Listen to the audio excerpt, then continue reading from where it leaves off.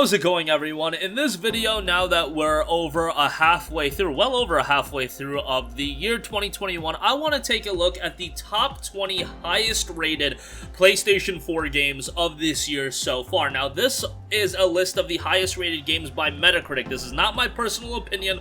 I'll give you my takes on the games that I've played, which I've played a good bit of them. I haven't played all of the top 20, but nevertheless, some of the highest rated games kind of surprises me. Even number one, which let's just get right into it. Number one, the highest rated game of 2021 so far on the PlayStation 4 is It Takes Two. This is a co-op adventure done by Hazelight, the same guys that brought you A Way Out, and it's nice to see Hazelight kind of carving a niche for themselves, being known for these co-op focused experiences. Look, their games are only playable in co-op, so it does make it difficult.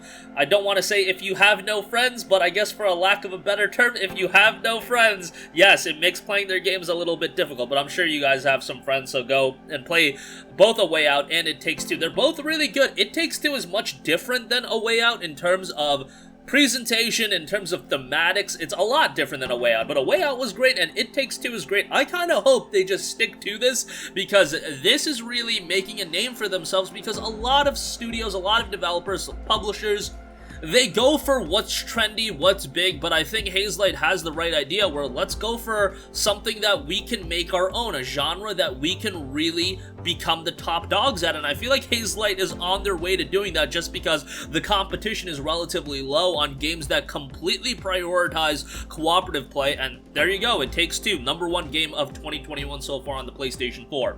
Number two, Mass Effect Legendary Edition is sitting at an 86.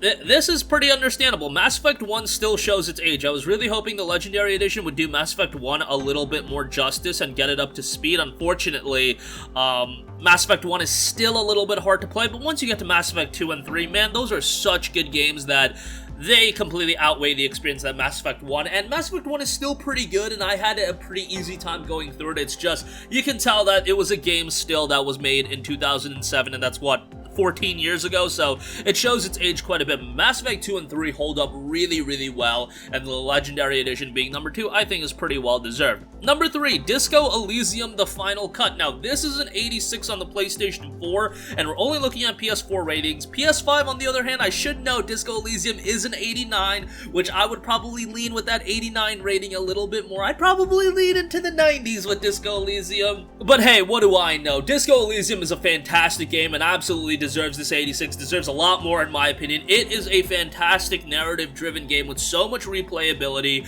The decision-making in this game is top-notch. The writing is excellent. If you want to talk about a game that has just so much attention to detail in the writing and just gets the writing right, Disco Elysium is absolutely that. It's unfortunate that this game is going a little bit under the radar. I know that this is the type of game that's probably akin more towards PC gaming rather than console, but it works great with the DualShock controls. It works great with the PlayStation 4 or 5 controller, and the game itself is so good. I believe it's on sale right now as a part of the summer sale, so go ahead and buy it and thank me later, because this game does not get enough buzz that it deserves. I did hear some performance issues on the PlayStation 4, I believe. Hopefully they did remedy that. I have it on the PlayStation 5, so take that for what you will. I played it on PS5, played it on PC, had a fantastic time with it. Hitman 3 is number 4, and it's sitting at an 84. This is one that I have not played enough of, and I really need to go back and give this its proper due, just because I only played a little bit, and what I played I really enjoyed. I generally enjoy all the Hitman. Anecdotally, I've heard really good things about Hitman 3 from my friends, and they all hype this game up as the best game since, you know,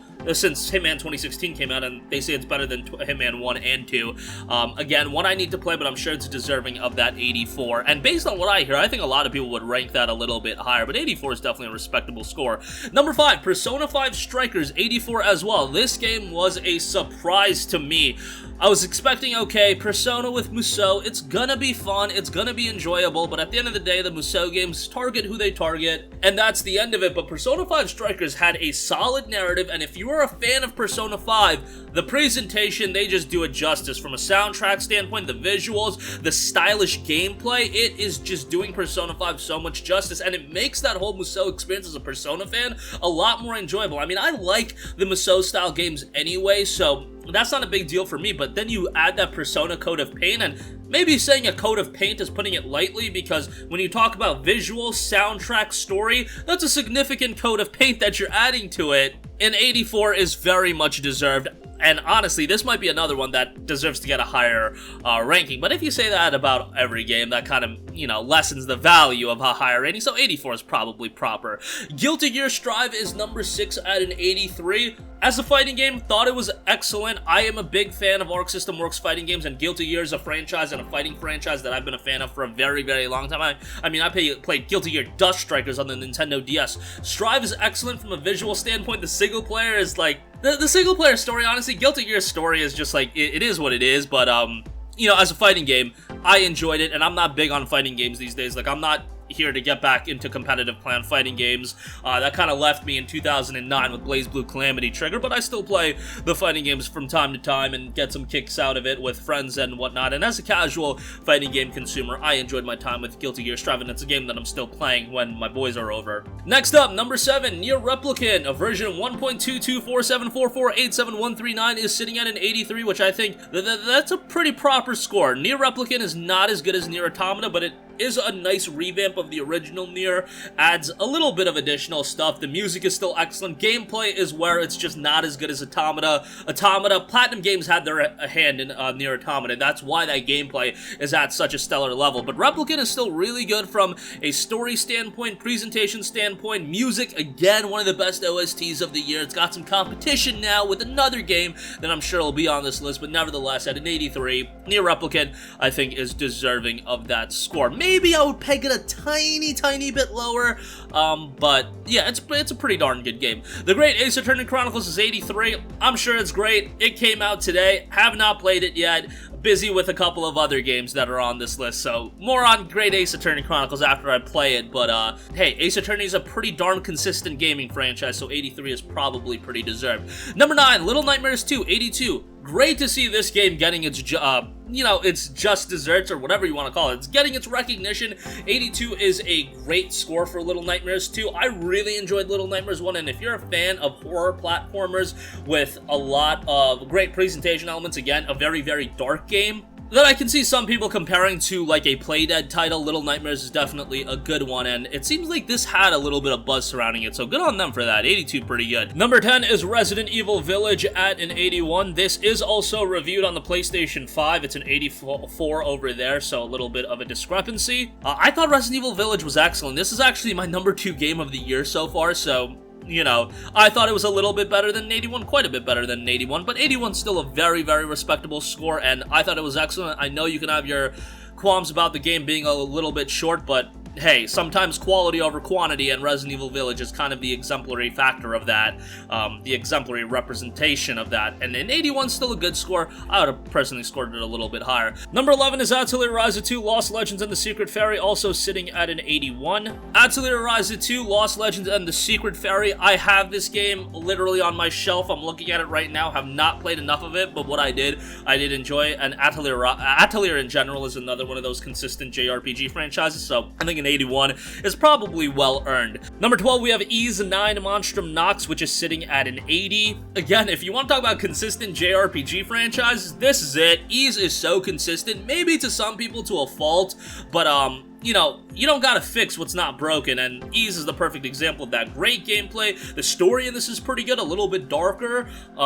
You know, the gameplay's obviously great. It's that Ys gameplay you know and love. So 80, I would say, is probably right around the mark. Maybe I'd go a little bit higher, but yeah, Ys 9 is great. If you played Ys 8, you know what to expect out of Ys 9 from the fundamentals, at least. Number 13, Neo, The World Ends With You, which just released today, so the score is fluctuating a little bit. That is sitting at an 80. Obviously, this just came out today, but I've been playing it since last night at midnight when it dropped.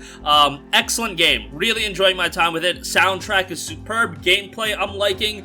Story seems to be pretty good. I've heard the game is actually really, really lengthy, and it looks like that is going to be the case, so maybe this is going to be a one that takes me 40 to 50 hours to complete. I usually beat games quicker than whatever, you know, the online data is saying about, like, you know, how long to beat and what that. Maybe I just rush through games, but nevertheless, NieR The World Ends With You, I'm having a great time with, and if you haven't played the demo, go play the demo, and that'll give you an idea of if you're going to enjoy the game or not. I saw a lot of people getting sold on it. honestly saw some people not really vibing with the combat system. Whatever it is, you do you, but I think it's a great JRPG and definitely one of the better ones of the year. Maybe the best after all is said and done. Number 14, Natsuki Chronicles is sitting at an 80. Not familiar with this one at all. It's a dramatic horizontal shoot 'em up. Yeah, this is one that's a little bit low-key, doesn't have a ton of reviews, but ended up as an 80, so good for them. Number 15, the EA-published multiplayer title Knockout City is sitting at an 80. This was the wild dodgeball multiplayer title by EA. Now, it does have a free trial. It got an 80, and it had a little bit of buzz when it came out, but that has seemingly really tapered off. 80 is a good score. It's just you really need longevity for a game like this to ultimately be really, really successful, so hopefully it can maintain that, but not bad for a new IP. Number 16, a game that I talk up quite a bit, is Scarlet Nexus. That is at a 79. I kind of disagree with that. I think it should be a little bit higher, but them's the breaks. This is my number 3 game of the year thus far, so you guys know it's a little bit lower than I would have liked to see it, but I thought Scarlet Nexus was excellent. I thought the gameplay was great. I thought the story was great. Replayability, given that there's 2 different characters and you kind of need to play the game both ways to really get the entirety of the story. I thought the music was pretty good. The only issue, some redundant environments, some redundant areas, redundant enemy types, but overall, the good heavily outweighs the bad, and I'm gonna keep singing this game's praises. Like, you guys might get a little bit sick of it by the time I'm done, but I'm gonna do my best to will a sequel for this game into existence, because from what I've heard, the sales numbers has not been absolutely excellent with this one, so that's a little bit of a bummer. I give Bandai Namco a lot of credit for putting a lot into, you know, doing a new IP. I mean, they created an anime for the game. They went all in with Scarlet Nexus. I don't know if the issue was promoting the game around the Xbox release and that confused some people. I also think, man, the Western box art for this game is absolutely atrocious for the compared to the Japanese box art. I think if they went with the Japan box art and they centered it around promoting it with the PlayStation version, I really do believe that would have helped the sales numbers. And I know some of you guys are going to think that's absolutely trivial and it doesn't matter at the end of the day, but just look at that Japanese box art. It's so much better. And again, JRPGs are just linked to PlayStation platforms more so. Maybe Microsoft,